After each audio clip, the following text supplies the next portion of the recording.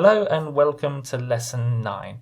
In this lesson we will be looking at a very important rule, the importance of you or your. Legal writing very often does not talk to you directly. Legal writing talks to a user or a member or a shareholder or an employee. Legal writing doesn't say you or your.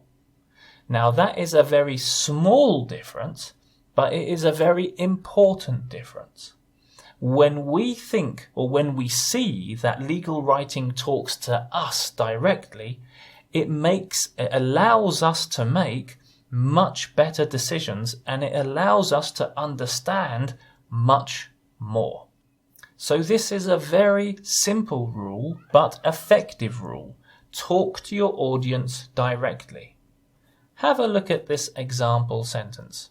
The client's property, while it is in the possession of the agency, will be deemed to be at the client's risk unless otherwise agreed, and the client should insure accordingly. Now, obviously, if this was a contract, I would be the client.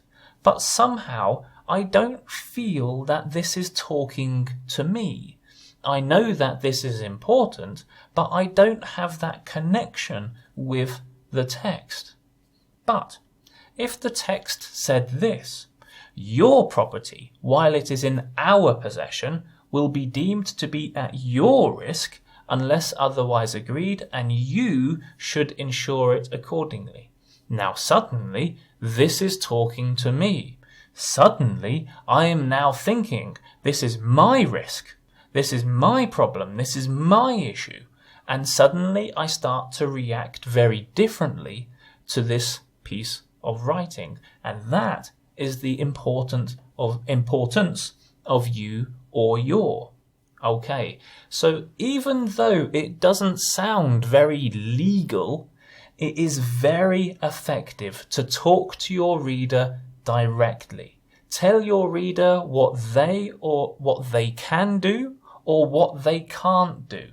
Also, refer to yourself as we or our. Okay? This is clear, direct communication which builds a relationship, which is very, very important in legal communication. Direct communication shows that you are thinking about the reader and that your writing will connect to them better. Direct communication also makes your writing more powerful. You can tell the reader exactly what he or she can do. Okay, time for questions. Read the sentences below and redraft them so that they are directly communicating to the reader. Please write to the reader and call them you or your, and yourself as us, we or ours. As an example, user must give consent to use company's website. This should be, you must give your consent to use our website. And suddenly, the sentence becomes that much more alive. Okie dokie. Once you've done those questions, have a look at my suggested answers in the video below.